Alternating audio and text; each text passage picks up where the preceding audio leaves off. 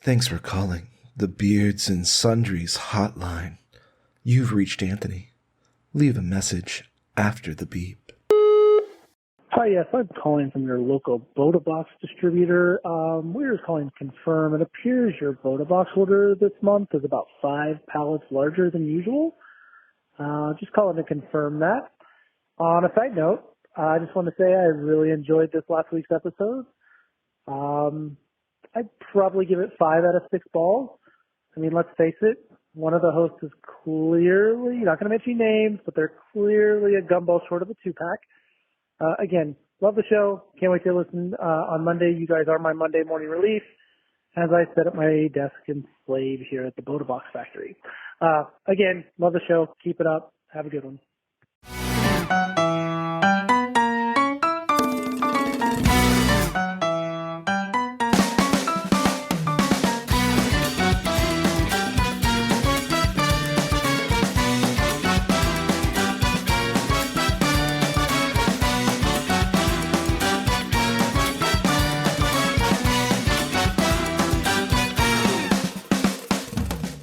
And welcome back. Hello. Hello. Welcome back to Season 2, Episode 17 of Beards and Sundries. Oh my god, we're so close to graduating. Sweet 17. That's right, guys. We're what the magazine 17 is named for. Cosmopolitan recipes? Wait, no, that's different. That's Vogue. No, I'm kidding. We've just restocked the magazines in the break room because it is time for another lunch break here at Beards and Sundries, the shop where 3 gay men with beards do inventory on a new sundry in each episode. My name is Jay, and I'm fully aware of what the suck zone is, Philip Seymour Hoffman. And I'm Anthony, and I gotta go, Julia. We got cows. And I'm Joe, and I'm that second cow that blows by right in front of you that was really the first cow all along. And if you guys haven't guessed, today's sundry item is the movie Twister. That's right, Beardos. Tornado season is well underway here in Oklahoma, and I can guarantee that anyone living in Tornado Alley is very familiar with this cinematic classic. Today, we are going to chat about the things this movie got right, wrong, and downright silly. Later on, we plan on passing along some actual tornado facts, a very helpful something to check out this week, and later on, Jay has brought back a classic movie game for today's lunch break. Yay! Should we talk about that voicemail first? Well, one, I want to start off with saying my stock of BodaBox was low at the house, so that's why our that's why our count is higher of how much Boda we ordered. So thank you, Beards and Sundries Market, for supplying my house with 5 pallets. Only 5? Man, Jay, I'm so proud of you for cutting back. Well, our BodaBox at the house is completely empty, so tonight's drink is brought to you by Diet Dr. Pepper over ice. That's right, Beardos. Diet Dr. Pepper over ice. The choice of fat Oklahomans everywhere. That are out of BodaBox. Oklahoma, where the people drink Dr. Pepper. Also, I want everyone to now start rating our show as 5 out of 6 balls. It's literally the highest rating we can give. It's pretty amazing, and I love that rating system, and I may have to start making posts for that, but I'll start after we release this episode. It's like Bring It to Ring It, but instead of eyebrows raising, it's balls fondled. You can fondle 5 out of 6 of our balls. Literally, that's the highest count you get there. Keep trying. Well, Joe, what kind of sundries can you find up my Tornado Alley? That's quite the suck zone indeed. But guys, if you're new to our show and you're wondering just what the hell a sundry is, the term comes from an old English word meaning odds and ends. Today, it's used mainly in retail as a way to group together items that otherwise wouldn't have a group of their own. So, as 3 very twisted gay men with beards, we are using the term to group together the wide range of topics that we cover. Blown gay men with beards. Blown me away. Winded gay men with beards? Windy gay men with beards. Yeah, that really blew me away, Joe. 3 cows with beards? I'd give that 5 balls out of 6. So did you guys watch this movie growing up? Oh, we watched this movie day before yesterday.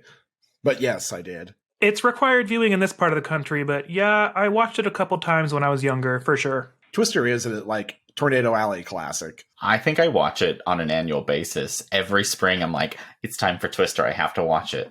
You know how after the pandemic started, people started watching like Contagion and 28 Days Later and started watching all these outbreak movies.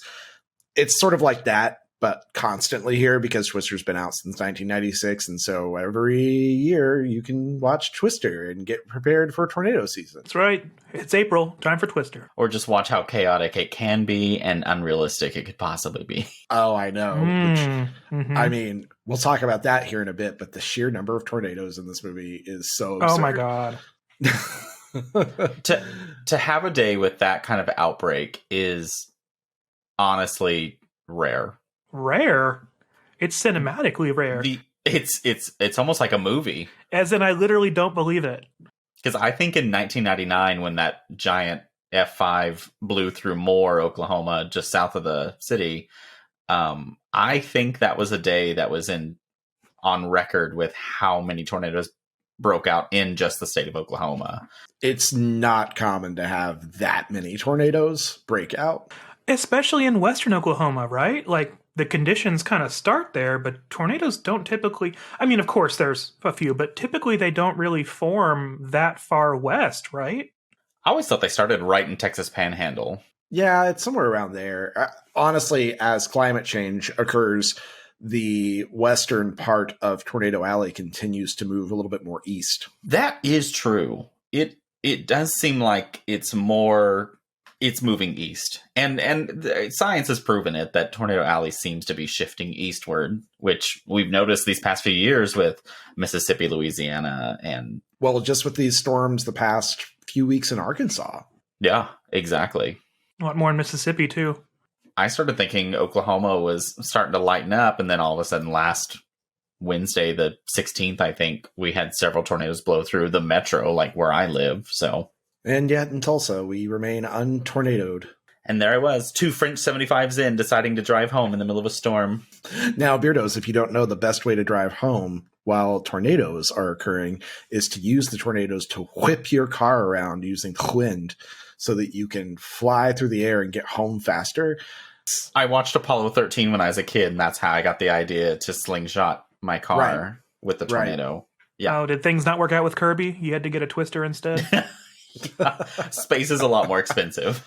Not if you get a bunch of those corporate sponsors like Jonas. Oh, Jonas. He's sold out to corporate sponsors. He ain't sniffing dirt anymore like we are. I love that scene because they pull up beside him and they start like trying to force him off the road, which one, super illegal, but two, he's like, Jonas. And then what's her name? Dr. Melissa. It's like, who's that, honey? Jonas. He works for the corporate now. Also, side note, Jonas and his team are driving originally on the left side of the road. Yeah. Just out of the blue, they're left side drivers now. Wasn't it like a country road, though?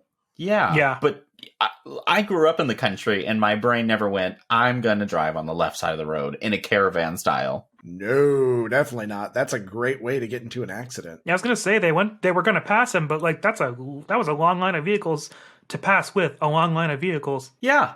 It was multiple black big vehicles. Listen, I prefer something big and black right up the middle anyway. Oh my God, shut the fuck up. That diversity. I want that diversity in my whole like last week. Plow those fields. What are those machines called? They're for Cars? fertilizing. Yes. They're for fertilizing corn. For fertilizing corn? Because they sit up really high and they have that. Corn sperm?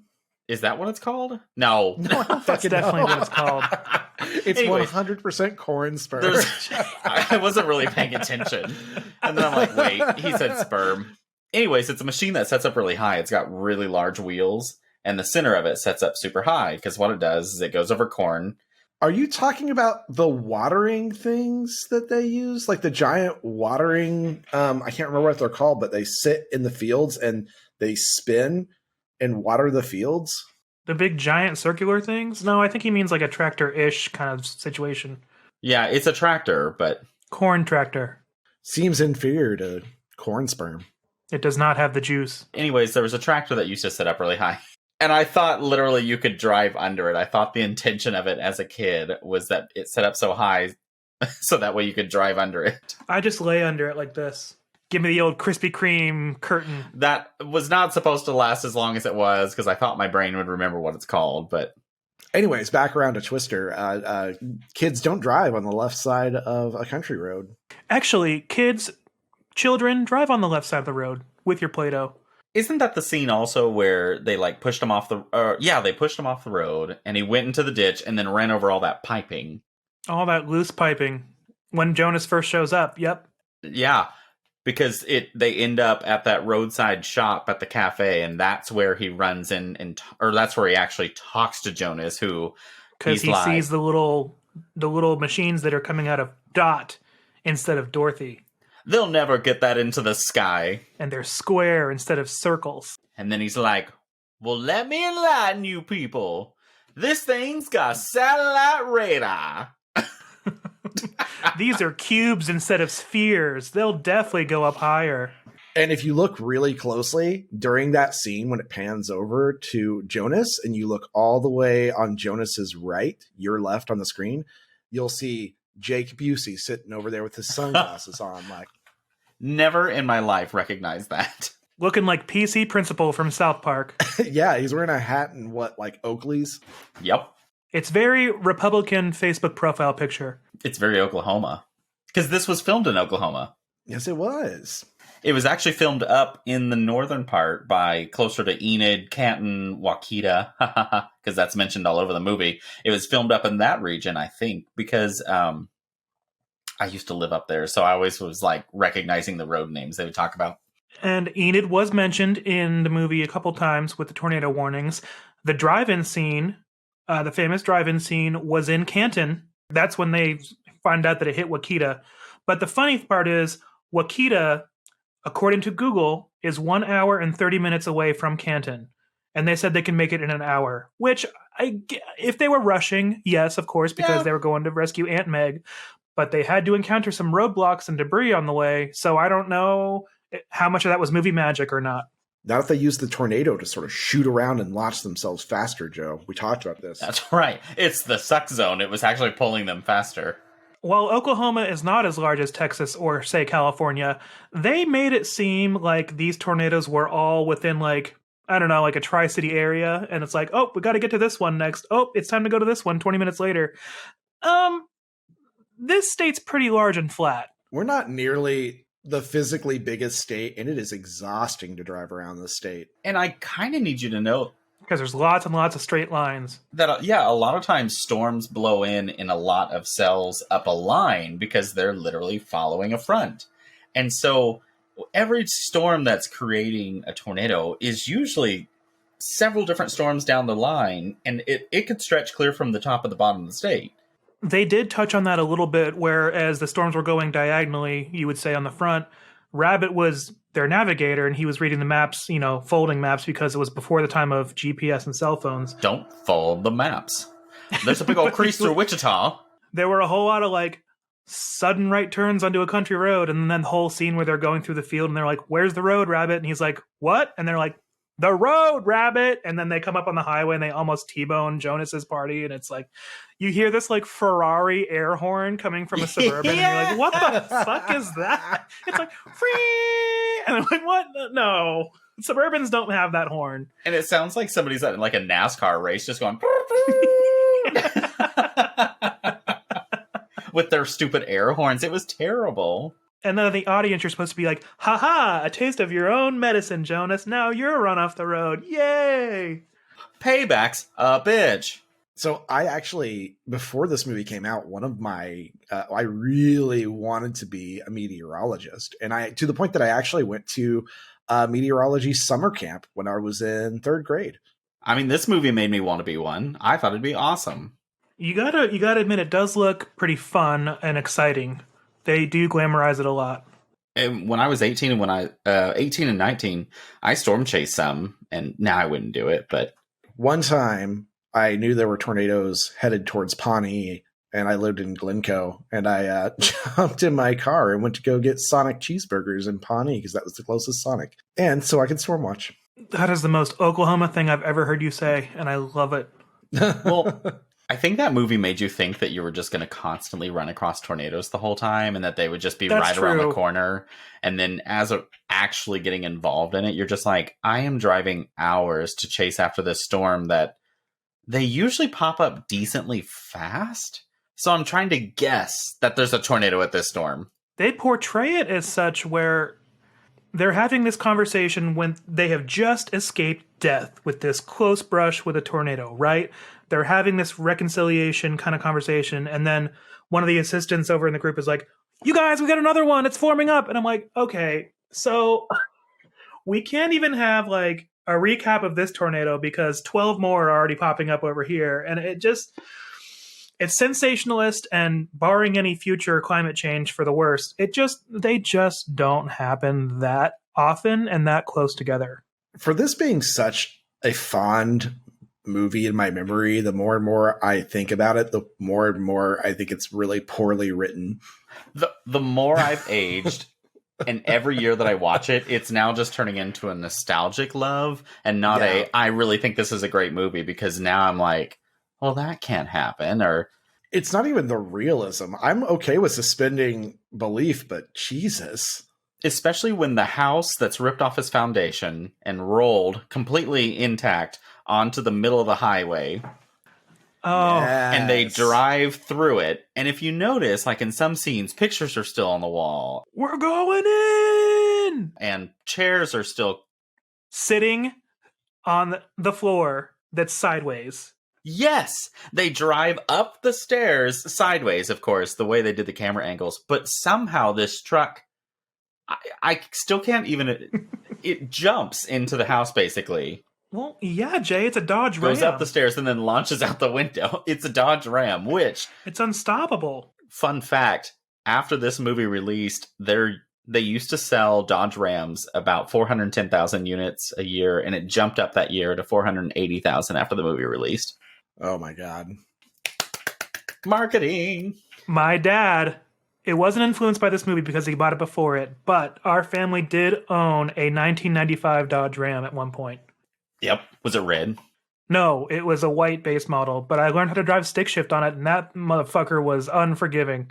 You know, Dodge, great engine. Fantastic engine, but I would never trust that transmission. No, not nowadays. They're beautiful trucks, but I just can't trust them. He starts that movie with that truck driving over the metal pipes that are on the side of the road, which, first of all, what were those doing there? I think they were irrigation pipes. Why leave all of your nice new irrigation pipes out? So this isn't normally how they're done, but in the 90s it could have been. Sometimes, I'm not saying this is it, it could have also been for oil and gas water pumping for fracking wells, because they do line roads with that, but usually it's just a flexible hose. I remember just thinking he was lucky to get out with only a flat tire. That's true.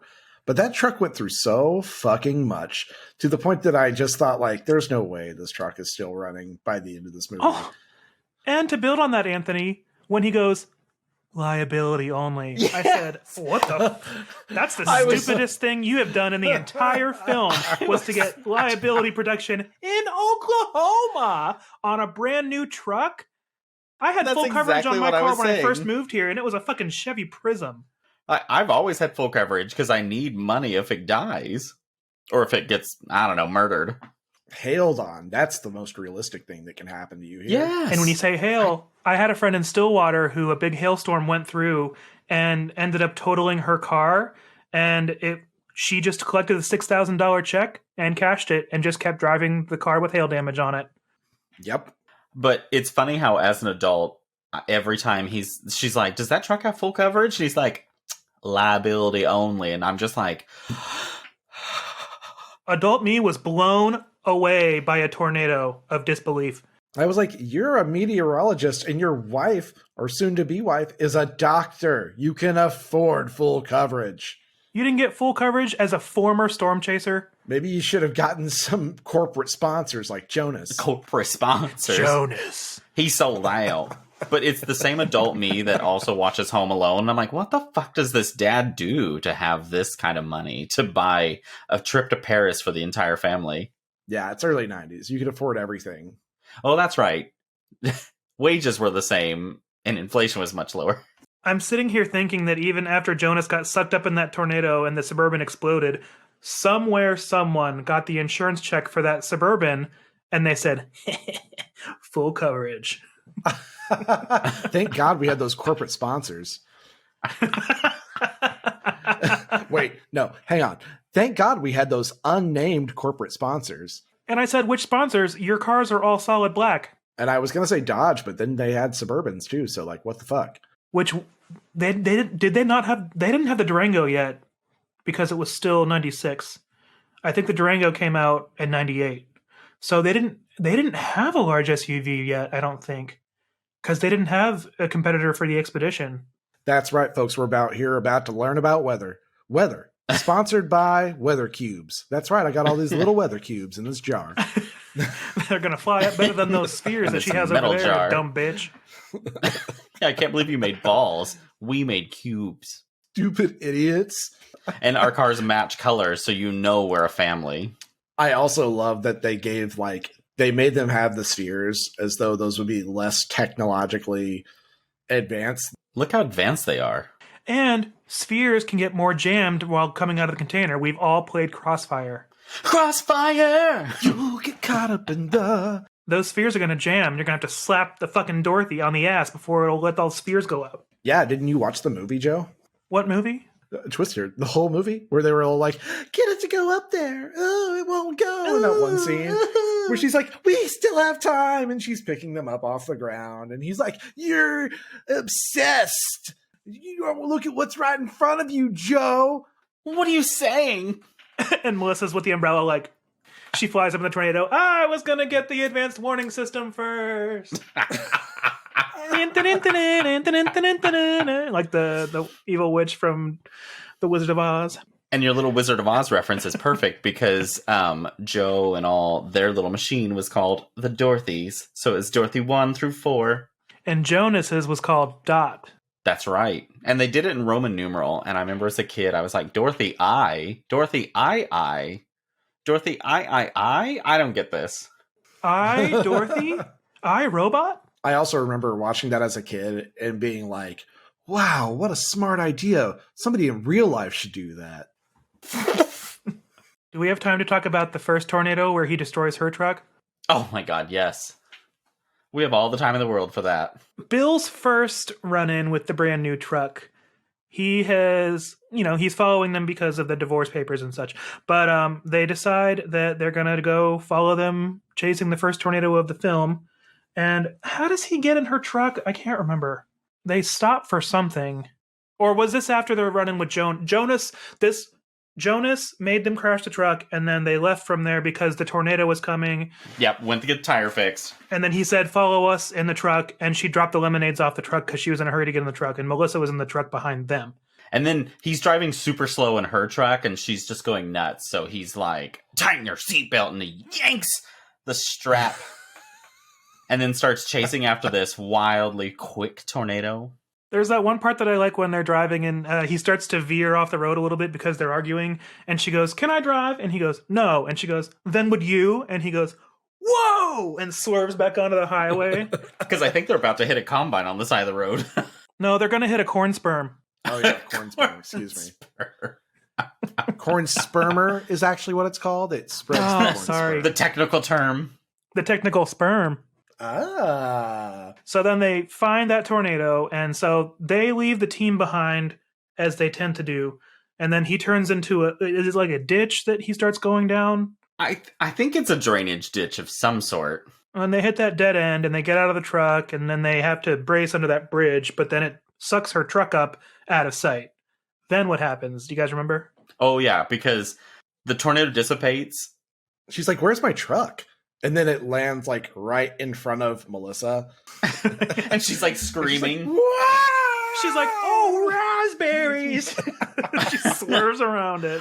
Her scream, though. I love her scream. And she like gets out of the truck and she's still just like, ah!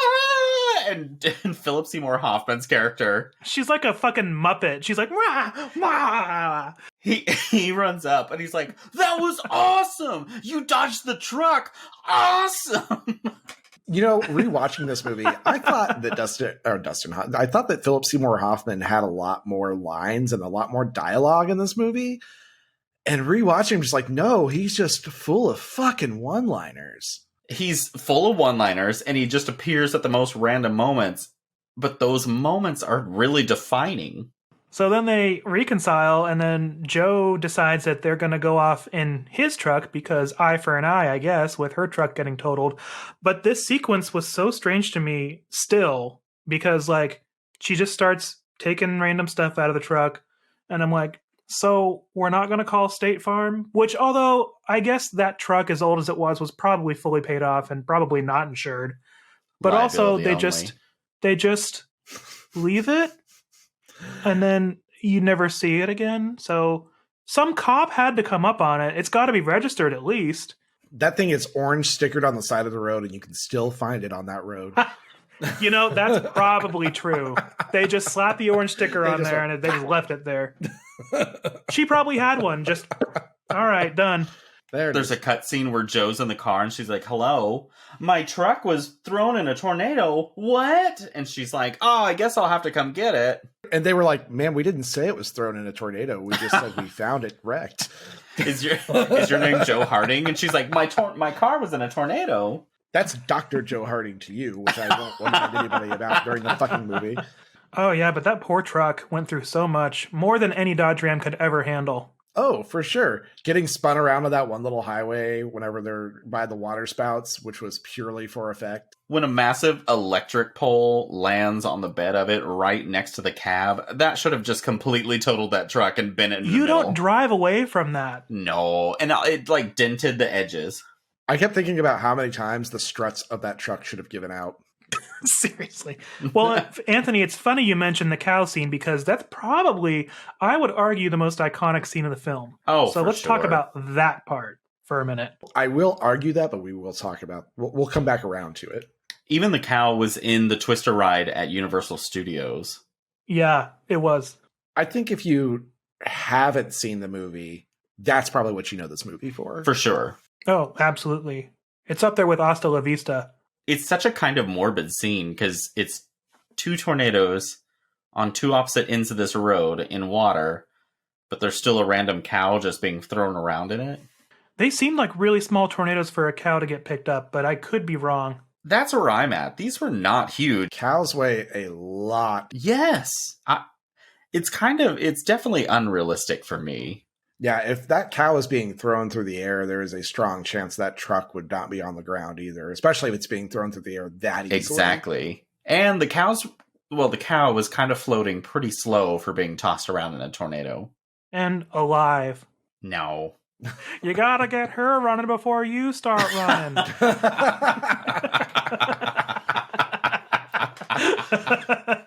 But that does give us the iconic line, I gotta go, Julia, we got cows.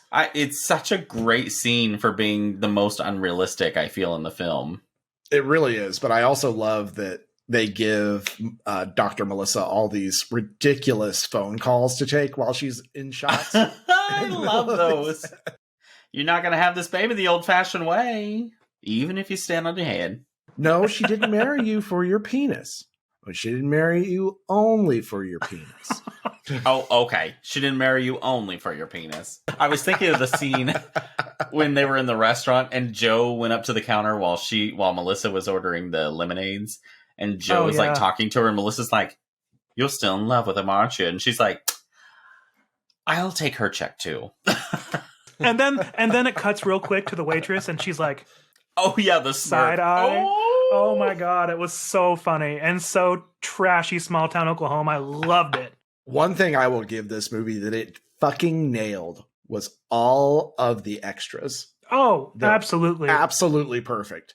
Every time I see extras in this, I'm like, those are Oklahomans. That's because none of them were acting. It was just legit. They were recording people during tornadoes. I 100% believe it. When they're at the drive-in theater and she goes up to the coffee stand or the concession stand and she goes, 8 coffees, please. 8? I said it while we were watching it like 2 minutes before that, and Anthony was like, what? Because I just went, 8? And I was like, just wait. I forgot entirely. And then she says it, and I was like, ow. That's great that you brought in the drive-through scene, because that was where I wanted to talk about more of the extras, like all the teenagers that were there watching the scary movie, which was The Shining. And it shows the scene where Danny comes up in the hallway and the two girls are like, come play with us, Danny. And then it cuts to this couple laying on the hood of a truck, and the girl goes, like all scared. And I'm like, She hides her face. that's scary. She's like, oh, a hotel. What teenagers are they talking to? Because I know when I was growing up, kids were just like, this is boring. They must not appreciate the cerebral filmmaking that is The Shining. And that's the scariest part of all. I have a question about that scene. In that scene, when the tornado's coming in and they're all running into the repair shop to go down, do you remember that guy that climbed in the floorboard of his truck? Yeah. Yes. Was that not one of their storm chasers, or was that just an extra that looked like him? He was the camera guy. Remember in the beginning, Yes. who they were like, you have to clean out the lens. He's supposed to be recording pictures and stuff. And I've never really understood that scene. He was nervous the entire time, but then that's when the true. death was that close and like looming, he got nervous Okay. and tried to hide in the Reacted truck. poorly. Okay. But then, as part of that scene where the tornado waits to eat the screen until it's on top of the screen, Yeah.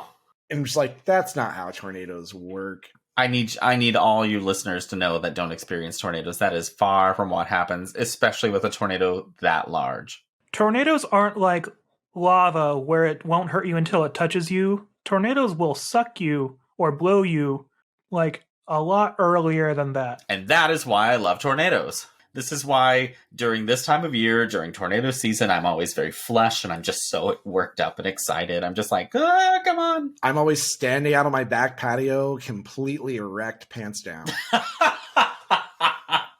what about the tornadoes, Anthony? Hey, I do it for them too. The whistles are going off and you're in the backyard and going, blow me, blow me. And everyone's like running in their cellars like, what the fuck is that guy doing? Except for one guy who's like, this guy gets it.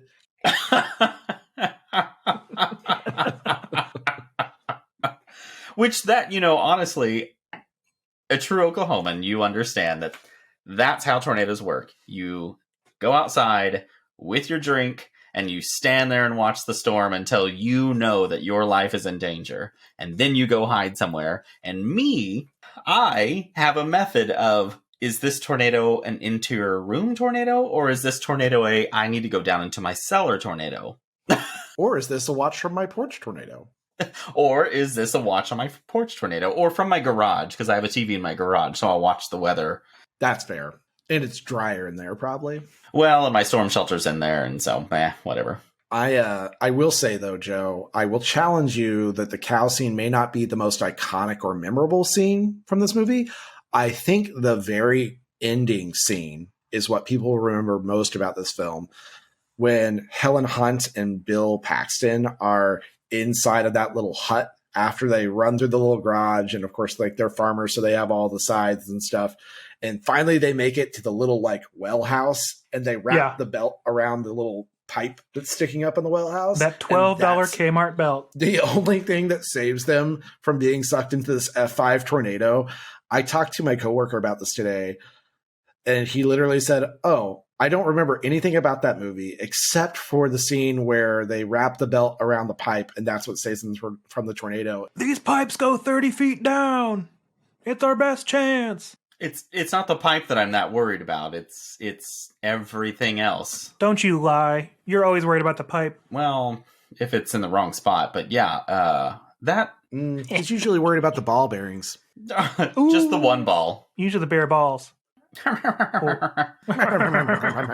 That scene is so ridiculous, though. I know. And now I understand why they were getting divorced in the first place, because they could only thrive in life or death situations. They're like, this is where I love you because we're about to die. But whenever I have to realize that we have a future together, I kind of hate you. Right. That's 90s love, though. Or talk to each other. There were a couple times where they're having a conversation and she is being perfectly civil and asking questions, and he flies off the handle. Absolutely defensive. Like, 90s movies are full of that toxic relationship that means they're in love. Yeah, that's true. Yeah, where you have to have the big showy displays of love or you don't actually mean it. But, I mean, their arguments are kind of funny, because there is that one where he's like, she's a therapist, and she's like, oh, yours? And he's like, you couldn't resist it. You! I'm like, she's literally asked you a question because you gave her no more information. What she's supposed to be like, so, do you like bread? Like, what was she supposed to do? You couldn't resist it. You remember the time I ate that sandwich and nearly choked on the bread just a little bit for 3 seconds and you couldn't I'm allergic to resist it. sourdough. Or the other one in the movie where he's like, your dad's dead, Joe. You have to move on. And I'm like, what? Excuse me? Excuse me, sir? Okay, well, you tell her how to feel, just like any man in the 90s. God, what a great, terrible movie. Let's also cycle back for just a moment and talk about Aunt Meg. Oh, where'd you get all this beef, Meg? Did you see my cows out front? No. Oh.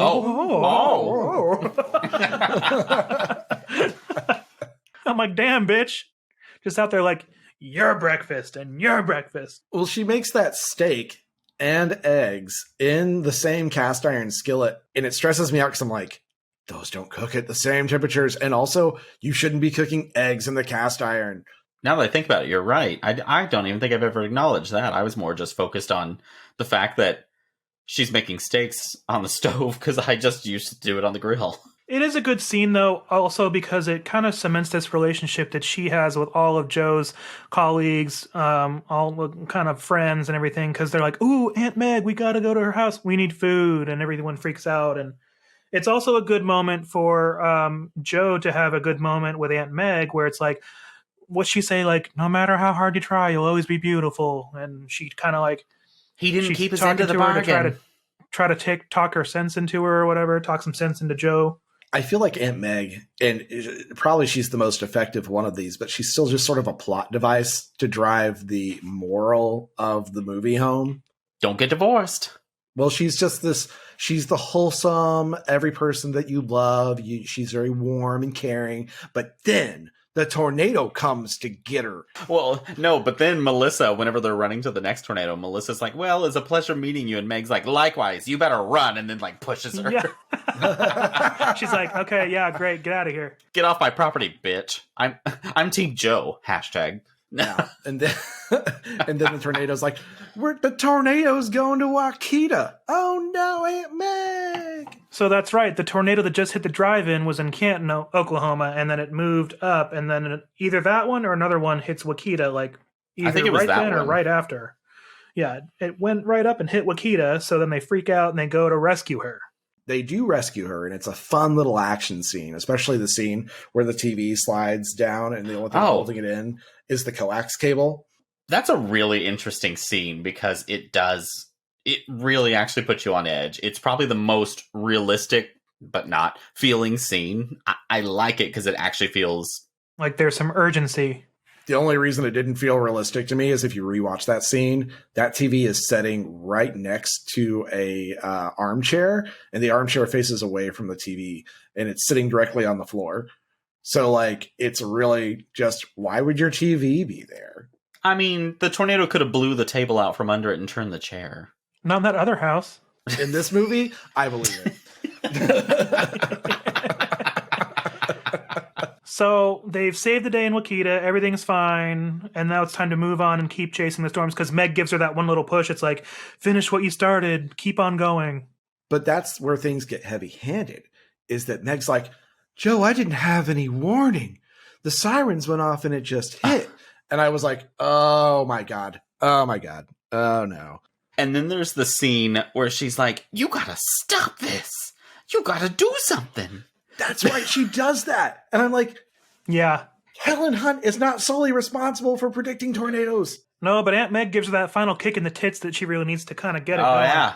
And Joe took that tit kicking, and she ran with it. And that is where they got the idea to add the wings. To do the soda cans because she sees the sculpture that was outside Aunt Meg's house originally. Yeah, and she's like, oh, these will make my little balls fly. Is that what happened to your one? It flew up into that big tornado in the sky. We'll name him Pepsi. R.I.P. Pepsi Can Ball. Which it shows them making those little wings, and they're cutting up aluminum cans, and those will slice the hell out of you. And if you pay attention, it does show their hands a couple times, and they are cut up. So, like, they've been spending hours on the road just making all these little propellers for these little sensors, and man, their hands are cut up. That movie makes my hands hurt because I do think about just how easily that aluminum will cut. Yeah, it'll just slice you open. And that's when they finally get to track down the F5. The big one. And that's where they get stuck on a tree. But thankfully, they're released from being stuck on that tree by a giant tanker truck full of fuel. That was able to be lifted up by the tornado. So the tornado lifts up a full tanker truck full of gasoline, which then nudges slightly into the Dodge Ram to knock it off of the tree so they can drive away, only for the tornado to pick the giant tanker truck back up into the air, but not them. They're fine. Everything's great. But then, a few 100 feet in front of them, the tanker falls and explodes. But luckily, that explosion disintegrated any material parts of that truck so they could drive right through it. Hey, Joe, Bill, did you see that explosion? Yeah, I saw it. So, I think it was shortly after that. That's when they were driving by that farm store that had all the equipment that the tornado ended up picking up and dropping it. And so basically it was like dropping it on the left side and the right side of the highway, so they kept swerving to miss it. Right. And she's like, Dusty, we have debris. And he's like, Bill's like, debris. But my favorite part is that you watch this scene where one of the arms on a combine like smashes into the windshield on the truck. Yes. And then within a second you flip to the scene of them in the truck and the windshield's fine. That's the Dodge Ram, baby. The tornado winds were so strong that they blew it back together. It blew the glass into place. That's the suck zone. But anyways, and then they go and they track down the F5 and they learn that Dorothy's too light and they're like, she's too light. She's not going up. And they said, you know what'll solve this? Dodge Ram. Dodge Ram. This is the story of a girl named Dodge Ram. He was a Dodge. She was a girl. He was a Dodge. She was an F5 tornado. Could I make it any more obvious? With all of their hours driving all back and forth western Oklahoma, it never occurred to him to get on Melissa's cell phone and call up State Farm real quick just to change that policy once. Or maybe he did, and it was a deleted scene. Maybe. Don't you have like a 30-day vesting period when you change your insurance? Back in 96, I feel like you could just call them and they'll be like, sure, we'll give you money. Sure, we'll give you 12 tornadoes in one day. Are you storm chasing? No. Well, then there we go. We're fine. We trust you. He said no. What's that sound back there that sounds like a train? It is a train. I'm driving right next to one, not in front of one. I'm not a storm chaser. I'm a train chaser. Oh, full coverage. Done. So they decide that they're going to drive the truck into the tornado with Dorothy on it. So that way they know it's not too light then. And what gets me is I love how excited they get back at wherever their computers are. And they're like, I'm already getting readings. Which, do they know that the truck just went into the tornado? Like, they're more excited?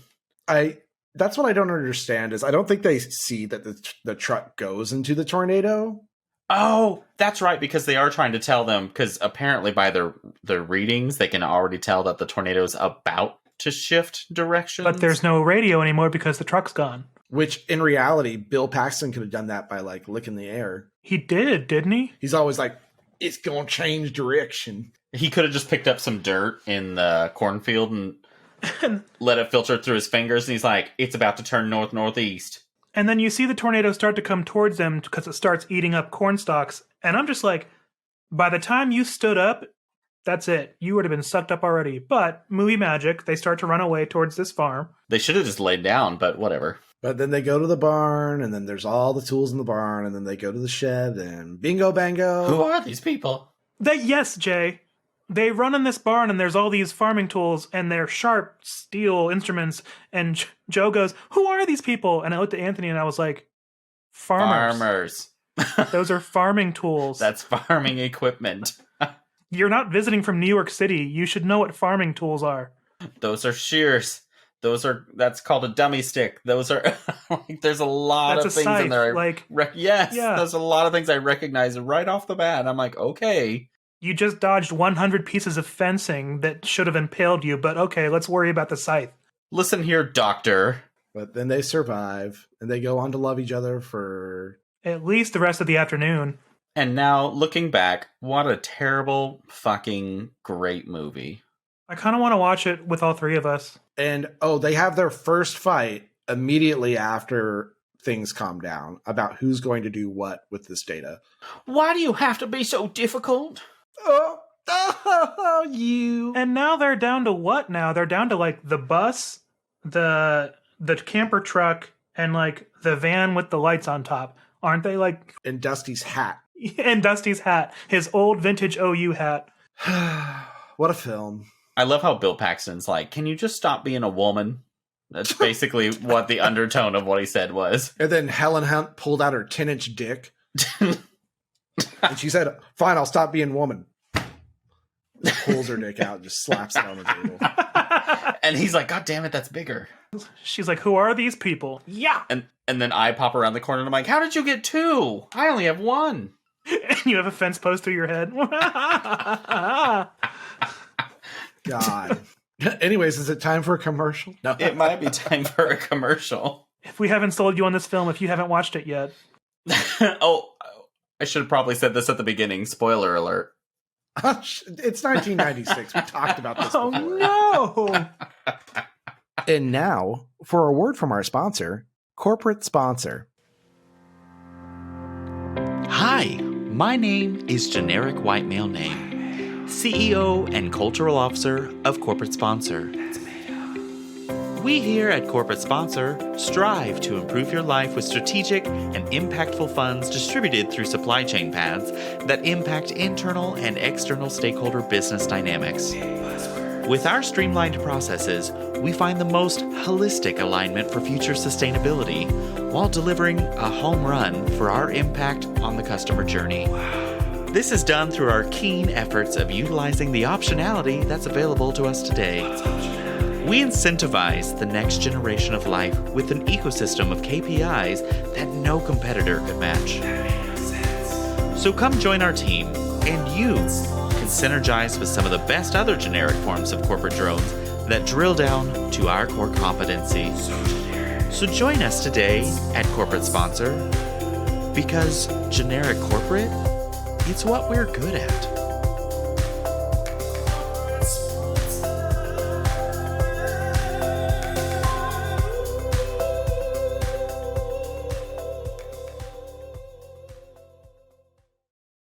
Hey guys, make sure you follow and subscribe to our podcast so you can receive a notification every Sunday when a new episode drops. I just love having my needs met by corporate sponsors.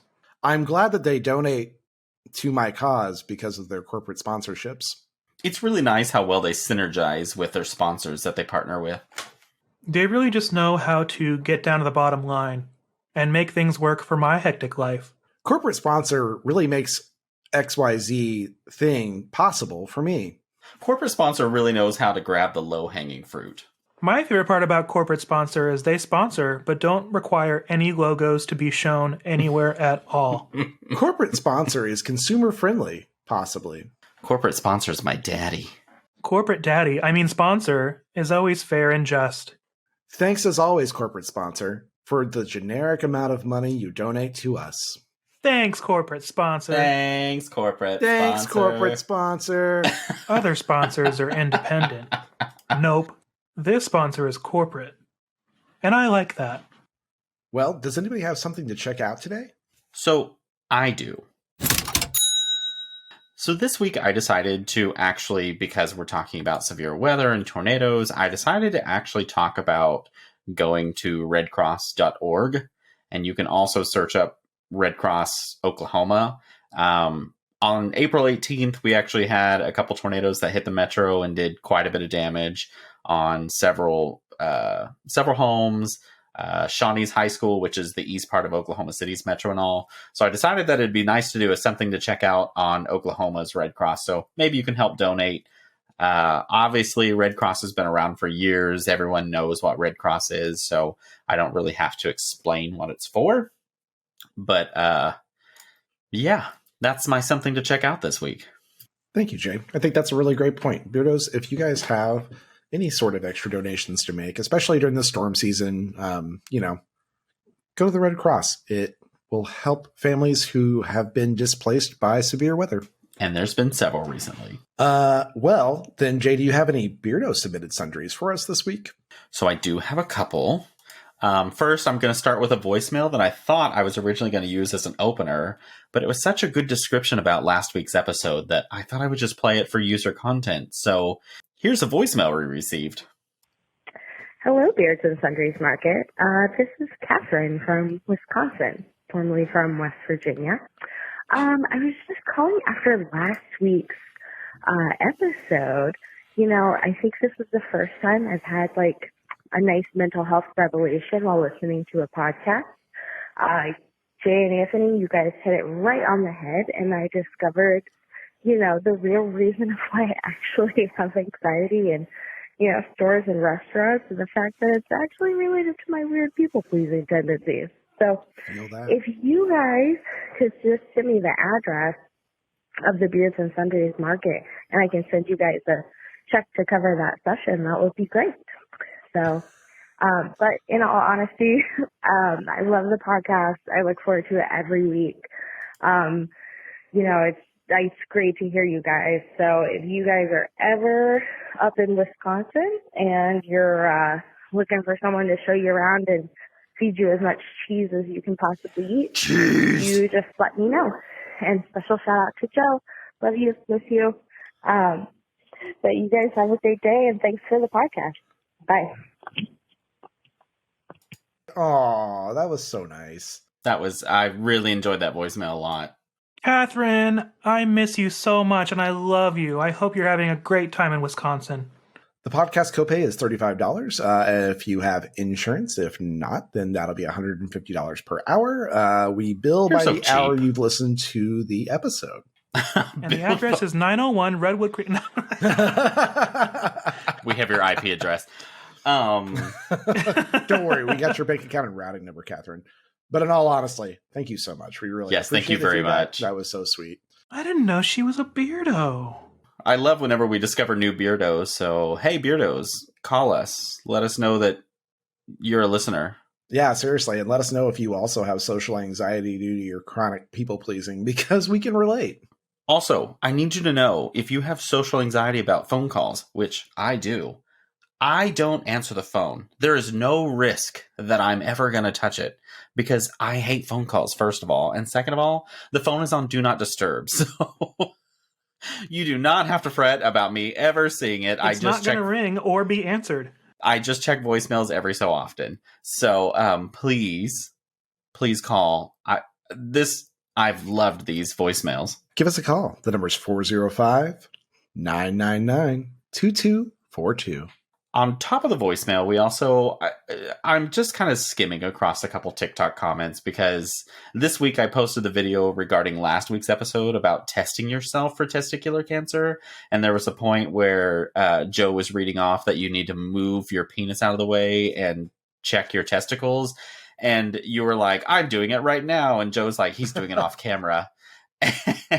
And it's like our YouTube subscriber. Anyways. So, got a lot of requests that you pan the camera down for a demonstration. And I can't believe it. I know, I'm shocked. One guy recommended to be an in-house doctor for us. So, oh yeah. And then Chad said, perfect. Check out those boys. Had testicular cancer when I was 22. I'm 45 now, so keep them healthy. So, congrats, Chad. Welcome to the club. Chad. By your powers combined. I'm just kidding. You could almost get a 6-ball rating. With us together, we could be one whole man. No, I'm kidding. But hey. I'm kidding. Got the lie and you know it. I argue that all the time, that it means nothing to have one. It really means nothing. Actually, I'm a little disappointed in myself that I didn't talk about implants in last week's episode, because that's a question I get asked a lot too. Why I didn't opt to do an implant. Probably because it's more comfortable. Well, I was way more focused on the fact that when you read online, they had a problem with deflating, and I was like, I don't want something else to fuck around with. And and I'm like, Jay, what's that? Nothing. I'm imagining the worst case scenario where you're having sex and they're basically like on your balls, and then in their mouth it's sort of like pop. Oh my god, like a cherry tomato. Was that a gusher? Oh. But a lot of people do it because I think it's literally for ego, and me, I'm just like that means nothing. This toxic thing of toxic masculinity will not bother me. So That's one less ball to stick to my leg in the summer heat of Oklahoma. and honest to God, it's so much more comfortable with just one rather than two. I do not miss that second one. Well, if that is all the Beardo submitted sundries we have, Jay, do you have a game for us this week? It's game time. I do have our game this week. I didn't go as fancy as you guys with naming it, and I am bringing back another game of recast, and this is Twister Edition. So we get to recast Twister. And so boys, we are going to recast the film Twister, and I'm going to list off who we will be recasting. And then, as tradition, do you want me to go first? Yeah, go for it. And then you guys can follow along. I'm not really voting on this. I'm kind of letting listeners decide if they like the best, but or which one they like the best. But I just think it's funny to hear who recast who. So, are you ready to hear who we're recasting? Yes. First, Give it to me. Blow me away. I will. We're going to recast Bill Harding, who is played by Bill Paxton. Next, Dr. Joe Harding, which is played by Helen Hunt. Dustin Davis, which is played by Philip Seymour Hoffman. Dr. Melissa Reeves, played by Jamie Gertz. Dr. Jonas Miller, played by Carrie Elwes. Robert, also known as Rabbit Nurick, played by Alan Ruck. And lastly, Meg Green, played by Lois Smith. But I added a bonus this time, and this was just for fun. At the beginning of the film, you watch the dad get sucked out of the cellar, and I decided, who would you love to see who that happens to? So you get to pick some bonus character to get sucked out right at the beginning of the film. Are you ready for mine? I mean, don't twister my arm. I will. So for Bill Harding, bear with me, I went with Bradley Cooper. I see it. Okay. Decent looking, I think could play the part well. I think so. Now, for Dr. Joe Harding, which was Helen Hunt, I chose Lady Gaga because I wanted the Stars Born game happening. But there's a little caveat to this. You're so gay. It's Lady Gaga. And I in random scenes when they're like driving in a truck somewhere and she doesn't really have a line, but you just see Joe, I want Lady Gaga to be in like a random outfit, like the meat suit or something like that. Like from a telephone in the truck. Yes. Honeybee. When they're racing, like when they're stuck in that ditch and she's like, we got to get out of here. And in like every scene, she's in kind of one of her different outfits. Jesus. Yes. I see it. So I thought that would be a nice little combo. And then for Dustin Davis, which is played by Philip Seymour Hoffman, I went with Nathan Lane. Okay. Because we need a nice gay representation. Because gays like tornadoes too. And I would love to see what he does with the bus. But each time something bad happens in the film, he goes, ah! Like when he honks the horn in the birdcage. It's Priscilla, Queen of the Great Plains. Yes. So it's always kind of a little dramatic scream from him when something goes wrong. But can you also... Yes, good. Same here. I always think about when he's at the beginning talking to Melissa Reeves, and he's like, it's the suck zone. I always love how she has a drink. Like, she accepted a drink from him. Yeah, she accepted a drink with a curly straw from a stranger. Which, honestly, she can't be that bad of a person. That's what I said. Exactly. Down deep down, she's pretty fucking crazy if she's accepting weird drinks with curly straws. So, Speaking of #team Dr. Melissa Reeves. Melissa Reeves, who'd you recast her as? Oh, yeah. Melissa Reeves. Sherry O'Terry. With Dr. Harding, your ass looks fat. I want it to be blended with her character from Scary Movie and also her Barbara Walters impression. Dr. Harding, you're still in love with him. She's on the phone and she's like, Julia, I gotta go. And then she pans over and stares at the camera and goes, we got cows. Dr. Melissa Reeves here. Get off my foot, fat shit. The scene when the truck lands in front of her, she's just screaming I can't even say the word, explicitives, and she's just, fuck, balls, fucking shit, god damn it! And she's just swerving around the truck. Good. Okay. I really appreciated her. I want the truck to get comically bigger every time it pans to her, though. In the same way that it's like cycling through Lady Gaga's dresses, I want it to be like just her, like with this giant, like 3-foot steering wheel, like, God fucking damn it, shit! Ah! Oh yeah, I don't know why, but I thought that was right. All right, for Dr. Jonas Miller, I struggled with this one way more than I thought I would. I flipped through a lot of characters. And I landed on Roseanne. Okay. Because Stubborn, headstrong. yeah, that's it. Kind of stubborn. And I wouldn't mind whenever the radio tower plows through the car. She's still alive, though. And you can hear her going, ah, up in the tornado. Like from the show. And every time, like, she's making fun of Bill, she does that laugh. So I was like, okay, I'll go with this. And she's yelling racisms at people. Yes, exactly. For Rabbit, the maps guy, this was actually my favorite one. I chose Alan Rickman. Alan Rickman. I could see that because I want him to be like, Rabbit is good. Rabbit is wise. And then when they're like, Rabbit, do we stay on the same path? He's like, obviously. He goes, always. Turn onto Route 374. When they tell Meg that they're going to take her to the hospital, and she's like, forget it, I'll drive myself. And he's just like in his Snape outfit, and he's like, sweetheart, your car is in a tree around the corner. And they all laugh except for him. So yeah, I don't know why, but it's just every time the camera pans back to him in the passenger seat flipping through maps, for some reason it's Professor Snape just sitting there. And that scene will not leave my head. It's funny to me because I'm stupid. Lastly, Aunt Meg. Carol Channing. No, there it is. Did you guys see the cows out front? And then as the tornado's blowing into Waukita, she looks out the window and she's like, raspberries. And then whenever I'm just they find her, imagining Carol Channing slaughtering a cow by hand. when she's laying in her basement, whenever they come to rescue her, she looks up, she's like, raspberries. And then as the house is collapsing, she leans up from her little bed and she's like, raspberries. And then when they tell her car's on the tree around the corner, raspberries.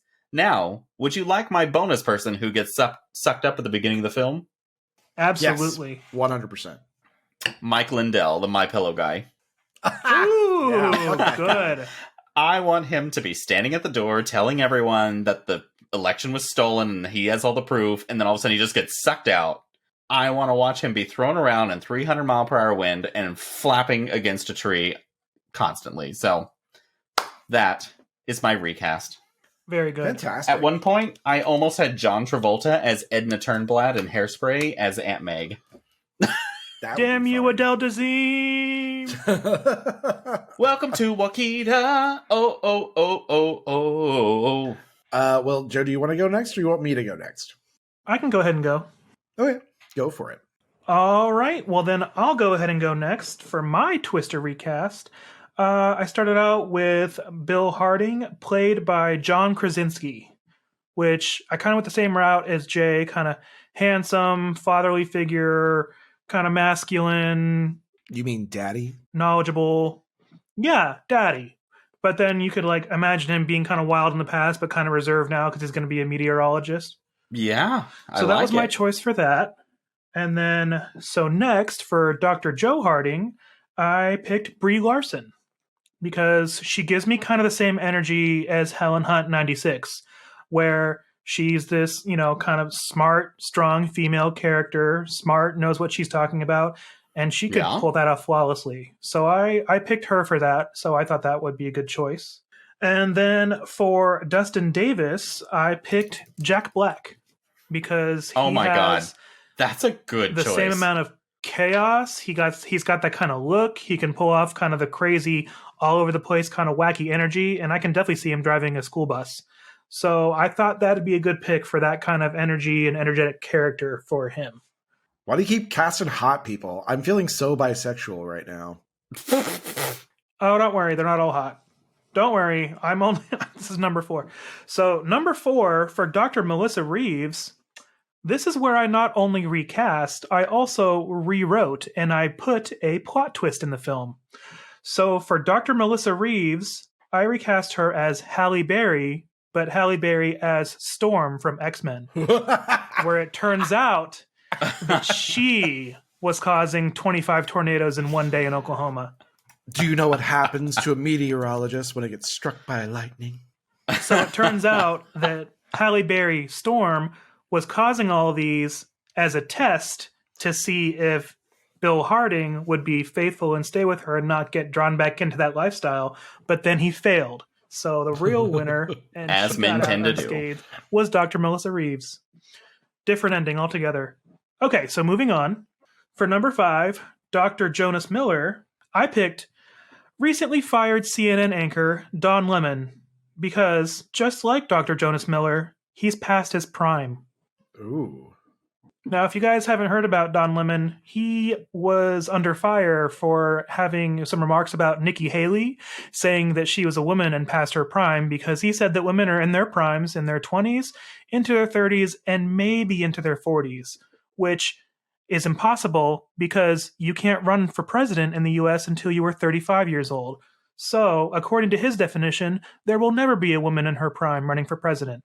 So I'm glad he's gone, and I'm glad he got sucked up in the Suburban and exploded in the tornado. Bye. Wow. What a lemon. I didn't even know that was the reason. I just didn't pay attention to him. It didn't help, but that was part of it. Okay, so he's gone, thankfully. So for number 6, Robert Rabbit Nurick, I recast as Aubrey Plaza because I thought that she could deliver some great catty responses as the map reader, where she's like, "Where's the road, rabbit?" And Aubrey's like, "I'm finding it if you would just listen." Like the same energy as April Ludgate from Parks and Rec. I almost used her in one point, but I'm trying to remember what character I almost chose her as. I think it was Joe. Oh yeah, Joe, that'd be a good one. Because I wanted her to be like, yeah, whatever, there's a tornado on the way, whatever. I thought she'd bring like a good, dry, sarcastic kind of balance to Brie Larson's kind of like strong female lead energy. Aubrey Plaza would like bring her back and be like, "Well, you're going to take the next right if you would just listen for 2 seconds." Kind of like that. I feel it. All right. Yes, the road's ahead of you. Ugh. For number 7, the Meg. The big Meg. Meg. Mean Meg Green. I recast her as Iron Chef Alex Guarnaschelli. Don't you fucking dare. A few parts here. Alex Guarnaschelli would be fine with saying she slaughtered a cow by herself because she probably has. She has that same kind of like lovable female, but also strong, but like family figure, could kind of give her a good pep talk as a chef. But also, I would love to see her forcibly crack open a fried egg into a cast iron skillet with a steak cooking in the same pan on camera and see her reaction. It takes like 100 takes, and she's just like... just the whole time, just...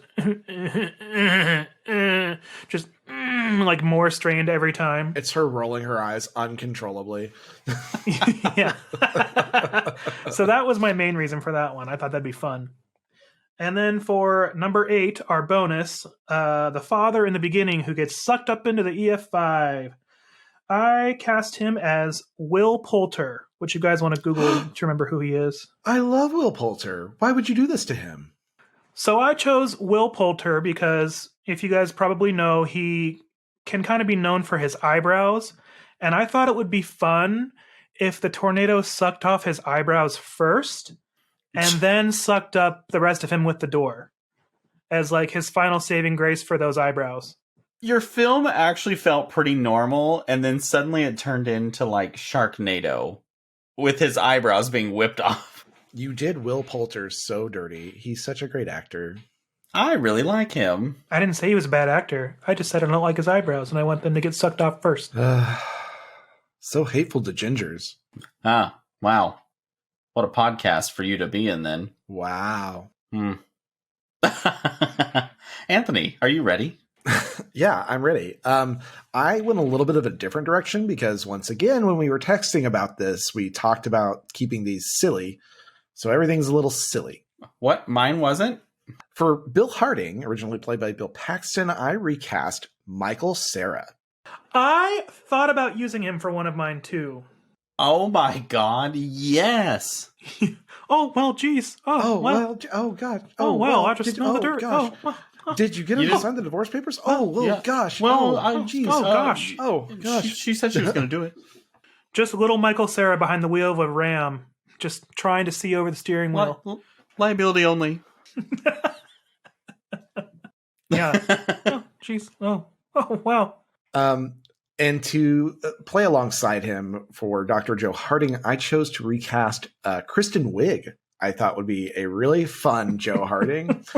I literally almost used her as Joe. I thought she'd be perfect. Yes, as Barb and Star. I literally had this at one point, and then I changed it.